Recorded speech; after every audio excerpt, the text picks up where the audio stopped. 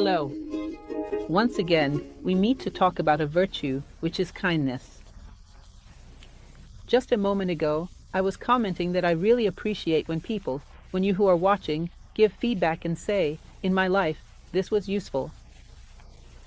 The teaching that I strive to share, not just my own, but that of New Acropolis, the institution to which I belong, the philosophy as we teach it, our intention is to use, in some way, that Socratic principle. Only the knowledge that makes us better is truly useful. So, the various elements we acquire in terms of knowledge, no one owns the whole truth, but this little bit that we have can be like a drop of water that helps to quench the thirst of some. So, when some people tell me, I'm a homemaker, I'm a taxi driver, I'm a person from any profession, and this is being useful to me, you have no idea how gratifying that is. So, the virtue we are going to talk about, kindness, has even become quite trendy, with plastic items and car stickers featuring that phrase from the prophet of kindness. Kindness generates kindness. But, as with everything in life, we often find it all very charming and interesting style. Sometimes we even put the sticker on our cars to be fashionable, but we don't stop to reflect on what kindness truly is, whether it can be something intrinsic within us, or if it is merely a way to be socially accepted. And we rarely consider how we can live it more consciously. If we consider it simply, sometimes people worry about artificial intelligence, a somewhat science fiction idea that it will take over the world. But it has already taken over. Because when we act without natural, human intelligence, it is we who become the robots. We are the artificial intelligence. There is no need for robots to take over the world. They already have. We have become the robots. When we do things without reflecting on them and without truly internalizing them, bringing them into ourselves in such a way that our actions become spontaneous and pure, what emerges is a genuine expression of our humanity. So, from this idea of how important it is to understand a little about kindness, I invite you to join me in our conversation today. Welcome. Let's talk a little, then. For those of you who know me, you know that I enjoy etymology. So, I did quite a bit of research, going all the way back to Proto-Indo-European, and I found that kindness has two roots. First, there is the root gen, which refers to people, to the community. In classical Rome, this was the idea of family, the reverence for ancestors, the household spirits like the Lauras and Penates. In other words, it encompassed the entire family structure, which was later extended to a larger group, meaning all Roman citizens, and which, over time, even came to be viewed with some suspicion. When some traditions referred to foreigners as Gentiles, they meant someone who, in a certain way, honors their lineage, their people, their family. This was a structure designed to strengthen bonds. Now, interestingly, if we go back to Indo-European, to Proto-Indo-European, and look at the origin of the word gentleness, we'll see that it comes from a prefix called gem, which means to give birth. To bring something to light, to bring forth. So, I believe that in fact, I highly recommend studying the origin of words, precisely because it reveals certain facets that we would never have imagined. Imagine that gentleness is to bring to light something of kindness, something of fraternity that is natural to humanity. Gentleness is not a standard, a memorized social protocol to avoid conflicts. It is not a social pact so that we do not bother one another. Gentleness is to bring to light something that is truly inherent to human nature, a latent power that every human being carries within themselves, of kindness, of generosity, of fraternity. So, it is as if, in a certain way, we'll see more human again when we are gentle, without ulterior motives, without any other interest except that of sharing the best of what we have, with the satisfaction of seeing that our lives have been useful to others. In other words, gentleness is like a manifestation, the public face of fraternity and kindness. That is, it is the way fraternity and kindness are perceived by the world when it is genuine gentleness. We'll also see a connection between gentleness, its origin, gen, and genera, which is the origin of the word generosity, to generate, that which gives life.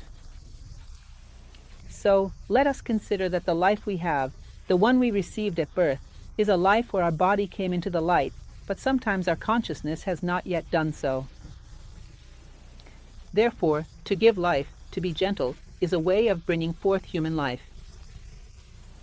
This is the potential that nature expects from us. Nature brought us into the world to be human. Engender and to generate, which are also the roots of generosity, mean to bring to life the best that you have within you. To give the first breath, to bring the first light to the human being who sleeps within us, who is often stifled by survival, by the mere instinct to survive, by competitiveness, by a kind of institutionalized law of the jungle. Within certain protocols, this has suffocated the human being who sleeps within us. The fact is that, since we are born to be human, if we are not, we cannot be truly happy. Our nature holds the secret to our happiness. Our fulfillment lies in being true to ourselves. Therefore, kindness is a way to express your human nature. Those who discover the human nature deep within themselves express it through kindness. Continuing with our story, we'll see. The word kindness shares a deep kinship with courtesy. Today, we even tend to prefer using the word kindness. Often, we are unaware of the prejudices hidden behind the words we have absorbed throughout history. The word courtesy is closely linked to a certain prejudice, as it originally referred to the way one behaved at court. In other words, the court was an exclusive space where the nobles lived, and there they behaved in a refined manner. They were kind and very attentive to one another. It was a defined space, illuminated by a behavior considered superior to that of the outside world, which belonged to the villagers, to those seen as rough. There, it was believed that they were gentle, they were courteous, it was the conduct of the court. As time went by, history itself revealed that these nobles of the courts were not so virtuous after all, and that their behavior was merely a convention, concealing a great deal of hypocrisy beneath the surface. This became associated, even for those unfamiliar with the French courts and all that transpired there, the idea of courtesy became linked to hypocrisy. In other words, if I'm courteous to someone, it is because I want something from them. Either it is someone who attracts me physically, or someone who holds a position of power, or someone who has money, or something of the sort. I have personal interests. Courtesy cannot be genuine. And this idea spilled over to all its related concepts, such as kindness itself. So, it seems that every person who is kind must have some ulterior motive. And they are not kind to everyone. They are kind only to those who can offer something in return. Notice that, in reality, this concept of defining a space and illuminating it is often used within ancient religions, some of which persist to this day, where, when performing a ceremony, a circle of candles is made. And this space becomes consecrated, so that the ceremony takes place within it, illuminating a part of our lives, and, from there, gradually expanding it is not a bad thing. If your intention is for this to be a first boundary, but that you will extend these boundaries until they encompass the entire world around you. It is a first step, like the space that a lighthouse illuminates in the middle of the sea. A lighthouse could not light up the entire ocean, so it begins with just that much light. If one day it can broaden its beam, it will reach even farther. But it is a point where the light is kept as a reference. Because if the light goes out, our eyes become accustomed to the darkness and we lose hope. What do I mean by this in a very practical sense? Is it worthwhile for me to start by being courteous with a small group of people, with my family members, with those around me, in my community? Valjean, that is how it begins. Then you experience the fulfillment it brings you. Putting yourself at the service of others, the fulfillment that is so much greater in giving than in receiving, the fulfillment of having a human relationship with people, which brings so much gratification, helps others to grow, and, consequently, we grow as well. That is how we practice, how we complete our basic module of humanity. And from there, we begin to broaden our horizons. Soon, we come to love a larger and larger group. One day, we will have to love all of humanity. This is our mission as human beings. Marta, all of nature around us.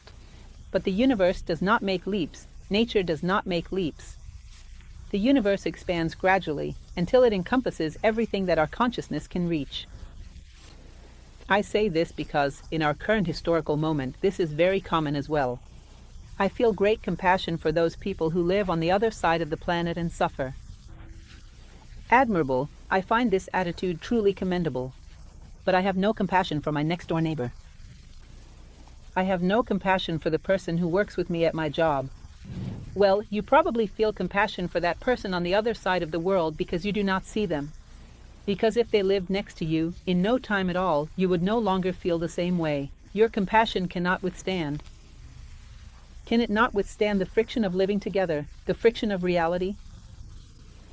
Many times, those of you who are watching me in all these lectures we give on YouTube, many of you write to me and say, "I love your lectures, Professor. Why don't you come here?" I say, look for new Acropolis in your city. No, the new Acropolis in my city isn't good enough. You have to come here. Speaking very personally to you all. My greatest virtue, for many people, is the fact that we are far apart. 2,000 kilometers away. That is my virtue, because if I were right next to you, perhaps you wouldn't be interested in me for very long either. Notice that these are tricks of our mind. I like someone who is 2,000 kilometers away, but not someone who is right beside me. Because, in truth, I have not yet achieved that level of kindness, fraternity, and courtesy. I simply like what does not affect me very much. I choose the moment when I'll have contact by turning on YouTube on my computer. So it becomes easy. Being fraternal with someone who lives on the other side of the planet is very easy, especially because when you are awake, they are sleeping, so there is not much possibility for conflict. To be fraternal, to be kind, to be courteous, is indeed a valid experience, for us to begin within this small circle, this little court we build around ourselves. But always with the intention to expand, with the vocation to one day embrace all of humanity. It is the idea of defining and illuminating which was present in so many ceremonies of the past. So, continuing on. Another interesting element was what I mentioned to you at the beginning, Prophet Kindness, a man from Sao Paulo who spent most of his life in Rio de Janeiro and became a local celebrity walking through the streets. He would share phrases, speak words of wisdom, sometimes hand out little flowers, and always spread this message. He wrote many things on walls, but he had one basic phrase that later became a popular bumper sticker across our country. It is, kindness generates kindness. Take a moment to reflect on this. Don't just stick the bumper sticker on your car. Think about it. What does this phrase really mean? It means that teaching happens through example. If you are kind, you allow people to experience something they may never have known before. Until that moment, this refines your taste. Someone who has tasted something truly delightful will rarely want to return to things that are coarse or unrefined. It refines your preferences and raises your standards. If you live alongside someone who is spontaneously kind, it creates within you, in your own consciousness, a new and higher standard for your own behavior. Every time you stand before the mirror in the morning, it will ask you, so, today, will you be more human than you were yesterday? Your conscience reaches a new level, a new horizon of possibilities, and will want to guide you in that direction. And this is a very good thing. Teaching happens through example. If someone manages to be genuinely kind, and not just polite out of protocol, not simply following the formal codes shaped by a particular society, but expressing a spontaneous kindness. A kindness that springs from their own human nature, brought forth and made visible, then that person becomes exemplary, a true point of reference. And simply by crossing paths with such a person, you will find yourself tomorrow holding your own behavior to a higher standard.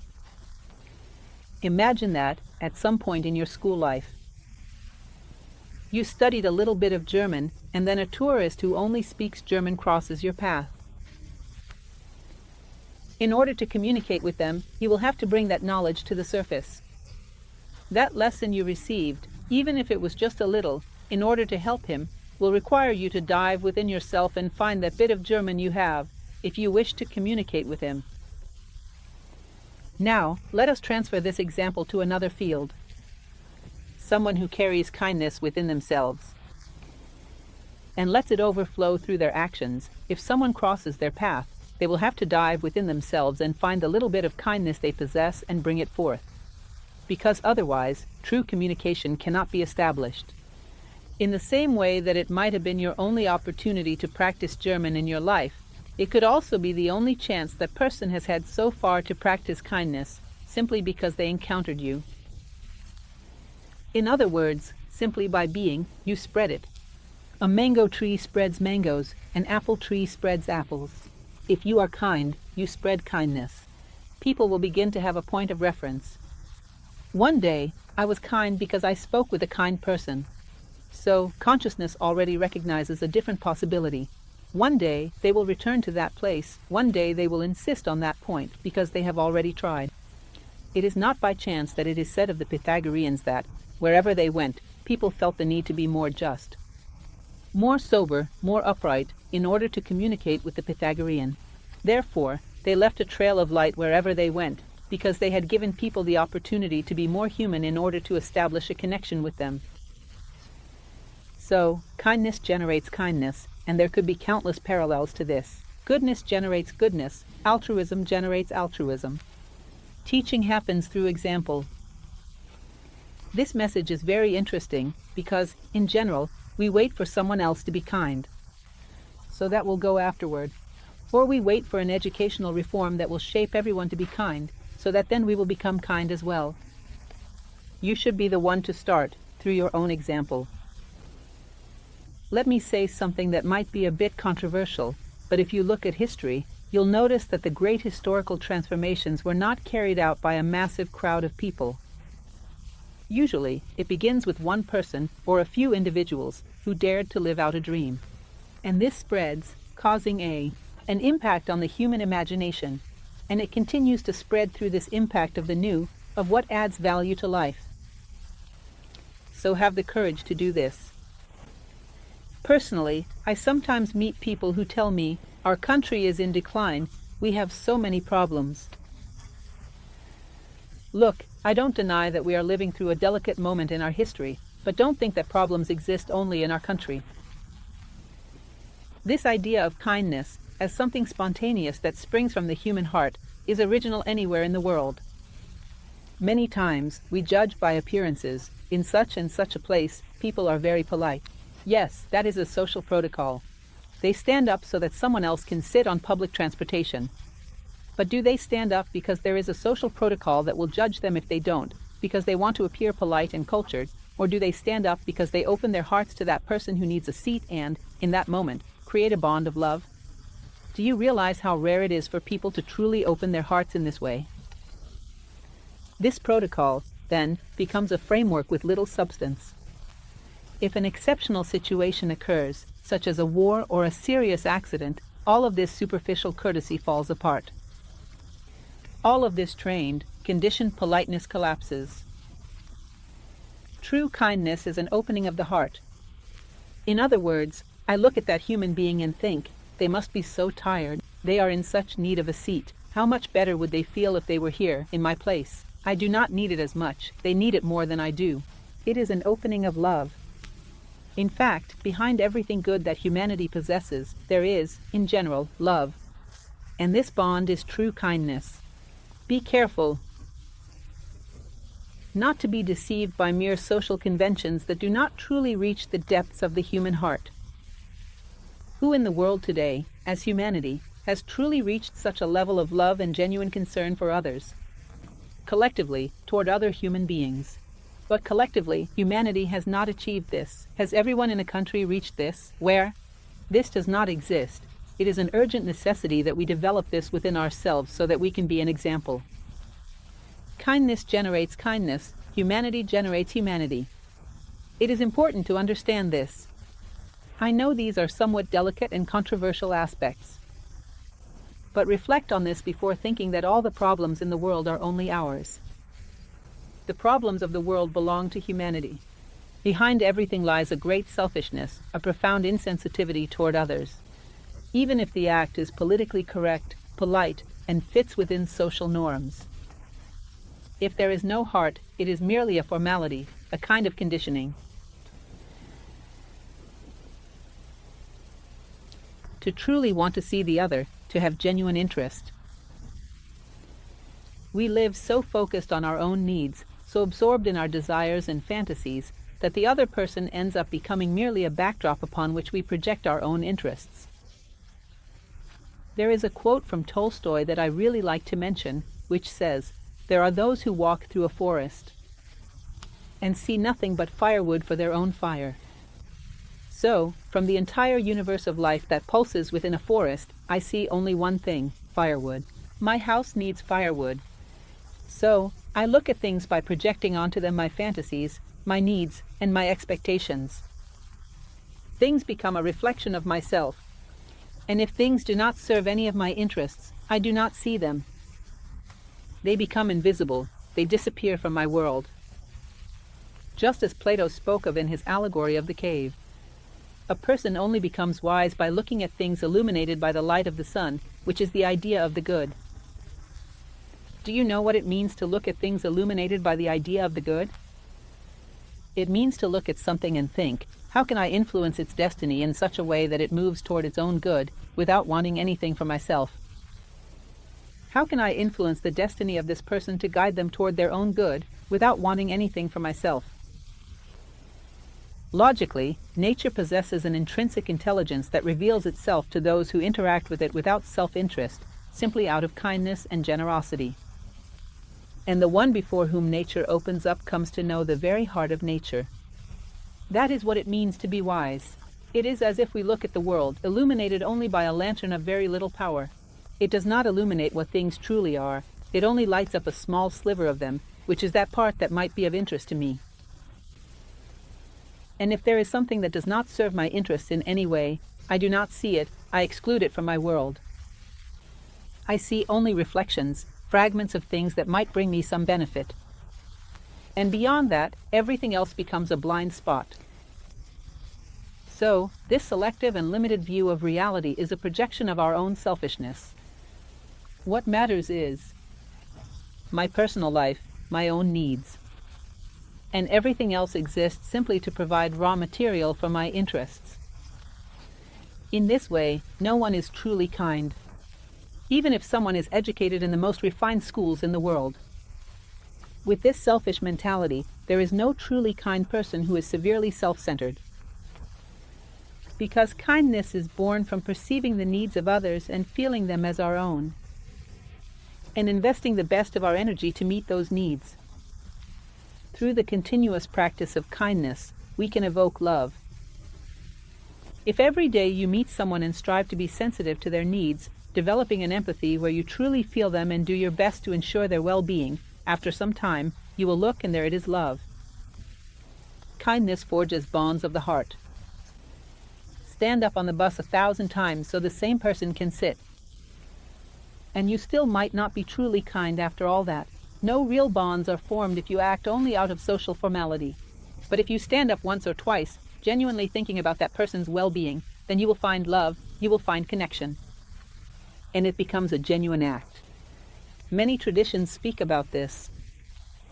True kindness, the spontaneous kind that springs from our hearts, requires selflessness. It demands a genuine interest in others. Yet we often live as if inside a bubble. Others seem not to exist, except to fulfill our own needs. I always say, and I like to emphasize, behind every problem in the world, there is selfishness. It is the final mask. As we remove the masks of our flaws and imperfections, the last mask to fall is that of selfishness. It lies behind everything that prevents us from growing. Therefore, kindness requires a measure of altruism, of seeing the other as they are, not just for what they can do for me. Another interesting element is for us to talk a little about a fable. Those who attend my lectures know that it is rare for me to give a talk without telling a little story. I am very pleased with this style of oratory. I find it fascinating because sometimes our memory forgets almost everything, but the story remains. This particular story is very meaningful to me. It is said that there was once a king who had a certain dream and summoned his executioners and advisors to tell him what it meant. The first one came. He recounted the dream, and this advisor said, "Your Majesty, what a terrible thing, what a dreadful dream. This dream means that you will witness all your relatives and loved ones die." And the king becomes outraged. How absurd! How can you say such a horrible thing to me? Guards, take this man away and give him 10 lashes from Machado de Assis. He then calls another one of his advisors. He tells the same dream to the second advisor, and the second advisor turns to him and says, "Wonderful, Your Majesty. What a marvelous dream, how good, an omen." What? What is the dream trying to say? This dream is saying that you will live longer than all your relatives. Wow, what a thing, what a good omen. Guards, give 10 gold coins to this man. And then this man leaves through the door, and the previous one, who had received 10 lashes, was listening to everything. And he says, "Come here, you. Are you tricking the king? What kind of story is this? How ridiculous. You said the same thing I did. I got 10 lashes and you got 10 gold coins. Are you a swindler, a fraud?" Then the second man turns to him and says, "No, you are the one being ignorant. You don't understand something fundamental about the mechanism of life. The truth is a precious stone. It must be given because it is an act of kindness. To give what is most precious within us. It is an act of humanity. To offer what is most sacred in ourselves. However, you must not forget that, no matter how precious it is still a stone. It is one thing to take an emerald or a diamond and throw it at someone's face. It is still a blow, even if it is with a diamond. It is something entirely different to place it in a little box, wrapped in tissue paper, tied with a ribbon, with a rose and a beautiful card. Then you will be welcomed, and your gift will be appreciated. It will be well received. In other words, kindness does indeed involve social formalities, knowing how to treat an elder or anyone who crosses your path with respect, but it is also about substance as well as form. Form is part of it. So, I'm not trying to say that someone who is educated to behave formally and correctly is wrong. Please do not misunderstand me. What I am saying is that this is a necessary condition, but not a sufficient one. There must be both substance and form. Just like in a poem, there must be something to say and the ability to say it beautifully, in a way that leaves an impression on people's imagination, so they keep it with them as a useful tool for life. In this way, so is kindness. Kindness is something that establishes a deep, heartfelt connection, but it also requires an appropriate form so that the precious gem you are offering can be well received and not come across as a stone thrown at someone. This is where protocols come into play. Standing up so that someone who needs the seat more than you do can have it, that is a protocol, a form. But the substance is this: I am interested in people. I'm alone in the world. Other people exist and are just as important as I am. And I need to stop seeing the world only through my own perspective, my own personality, and everything that relates to it. I need to see the other person and feel the other person. If I see the other, if I feel the other, then the forms, the protocols, come into play, and they are not dispensable. But they are not enough. I find this little story very meaningful. And perhaps, a few months from now, you may not remember anything from this talk, but you will remember this story. That alone will have been useful in some way. Well, moving on. There is something I like to mention. Perhaps some of you have seen the film, a beautiful musical that came out a few years ago, not that many, which was Les Miserables, based on the book by Victor Hugo. In fact, I even gave a lecture on this topic. One thing I believe is fundamental to understand, as a starting point for those who have read the book or watched the film, is who are the Miserables Victor Hugo refers to.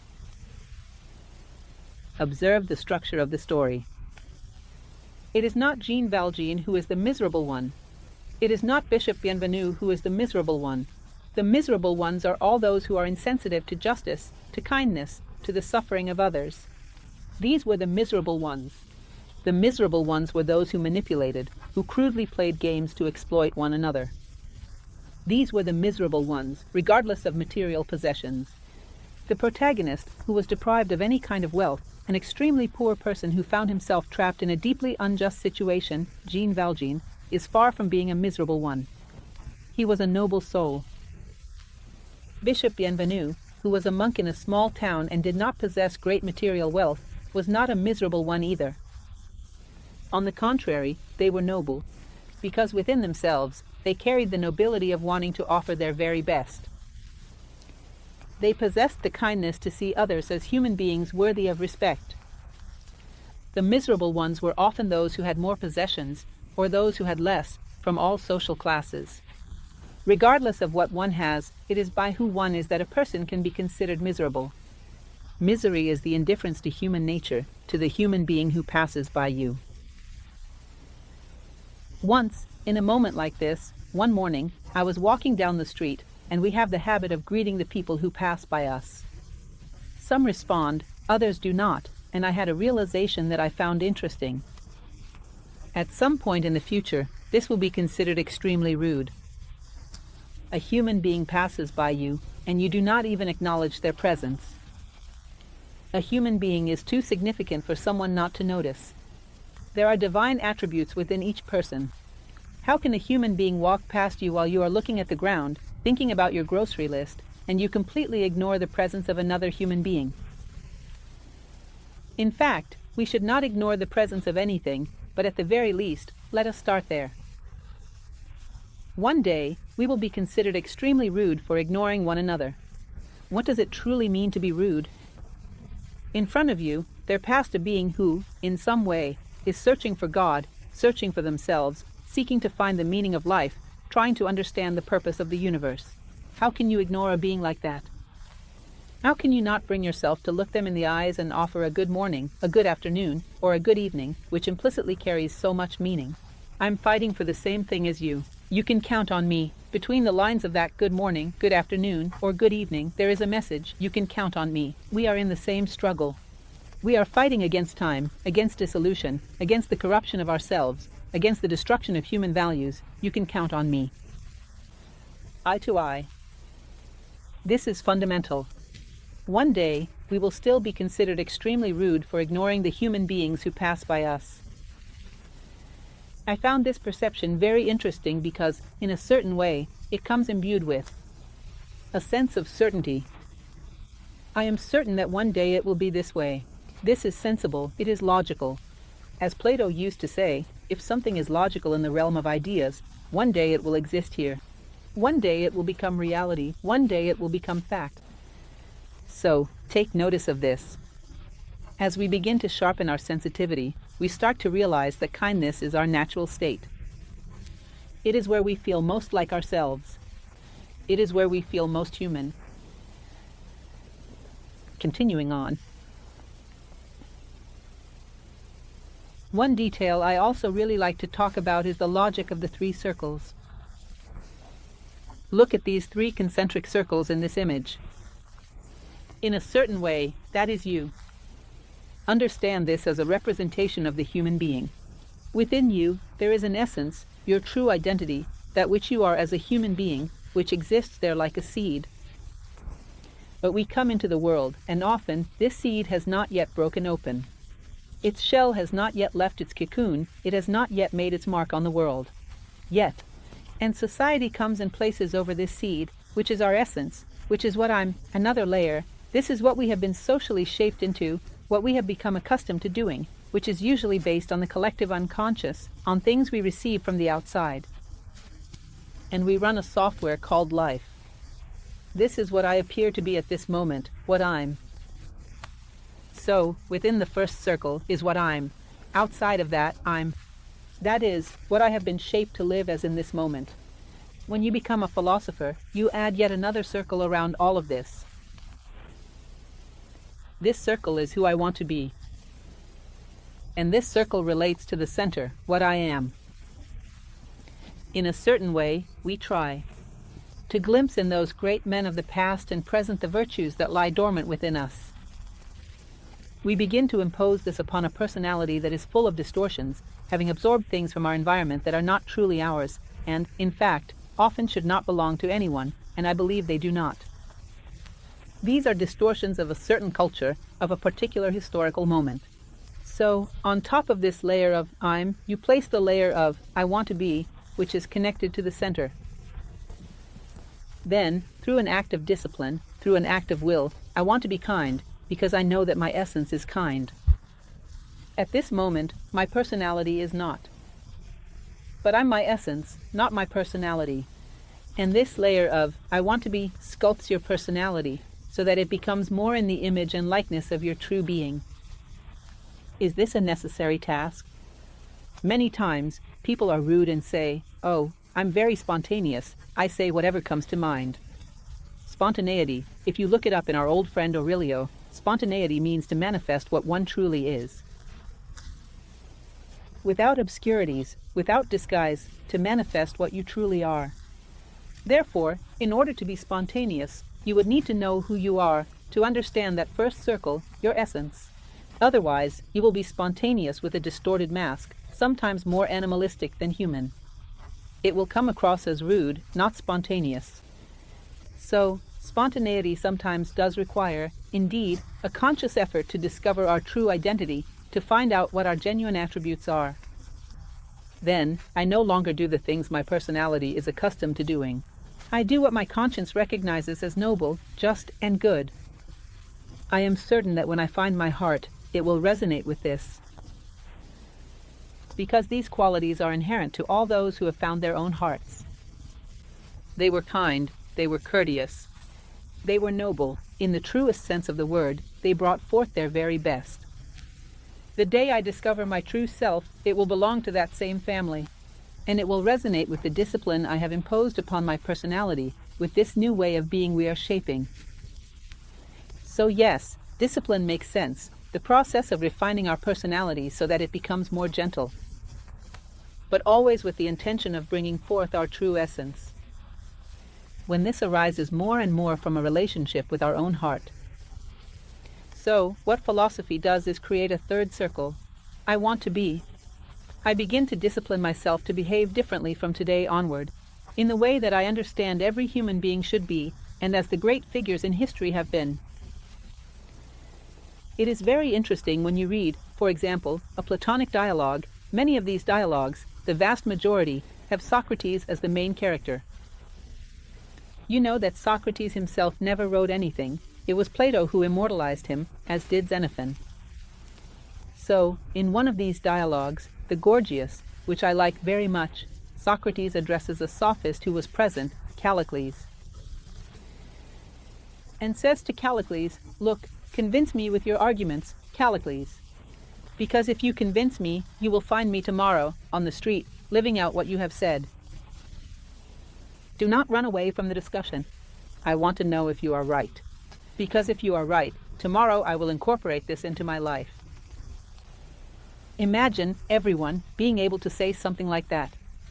This is one of the moments that fills me most with admiration for what a man like Socrates was, for what a man like Plato was, who is the author of the work. To be able to say, if I understand that something is good, starting tomorrow, I'll discipline myself to live it. You will find me on the street living this out. As Helena Blavatsky used to say, a ray is forged through practice. This is a philosophical approach to try to understand what is good and, from tomorrow on, to commit oneself to it. So that, in a certain way, our essence may find a more favorable environment to blossom in existence. This is philosophy. It is almost like training for a spontaneous and genuine kindness that springs forth from within the being. An education that shapes the personality in the image and likeness of what is most beautiful. That human nature has already built. Another element that is interesting for us to discuss. There is a philosopher from the last century whom I greatly admire, Sri Ram, who used to say the following: evolution is nothing more than the refinement of taste. I find this idea fascinating. Imagine that, at a certain point, I am no longer kind to people just for show, as the saying goes. Not because people will look at me and think I am polite. Not because people will look at me and think I am cultured or anything of the sort. But I enjoy doing this. I appreciate it. It fulfills me. It saves my day. This is my chocolate. My chocolate, on a psychological level, is having the opportunity to be kind. When I'm kind to someone, it gives me a sense of duty fulfilled, of accomplishment, that nothing else can give me. I like that. At that point, I no longer need any social pressure, any public campaign. I don't need anything. I do it because I enjoy it, and in that, I savor human nature, which has an incomparable flavor. Refining one's taste means learning to appreciate being human.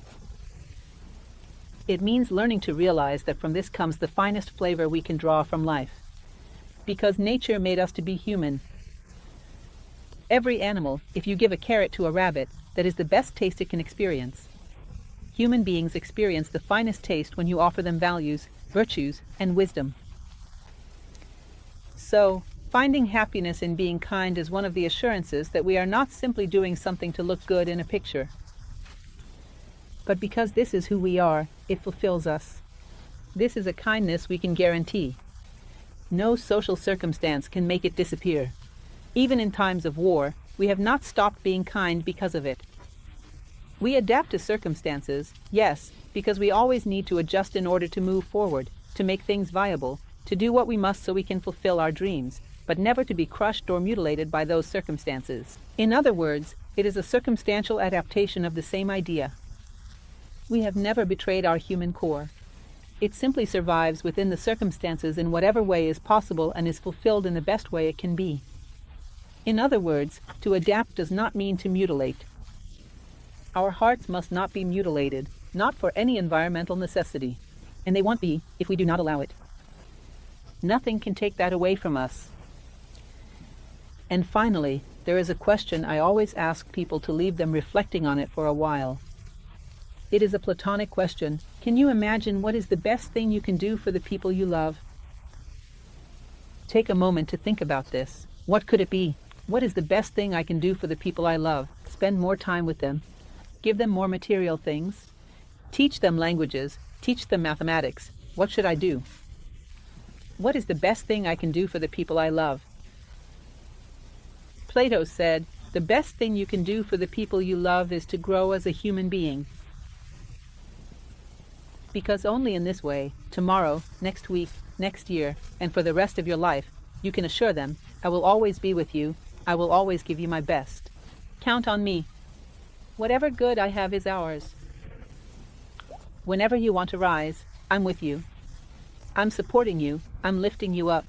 Count on me. Do you know why? Because my love is no longer just a fleeting passion. It has become the mature love of a mature human being. My kindness is not merely hypocritical flattery. It is the transparent generosity of a mature man.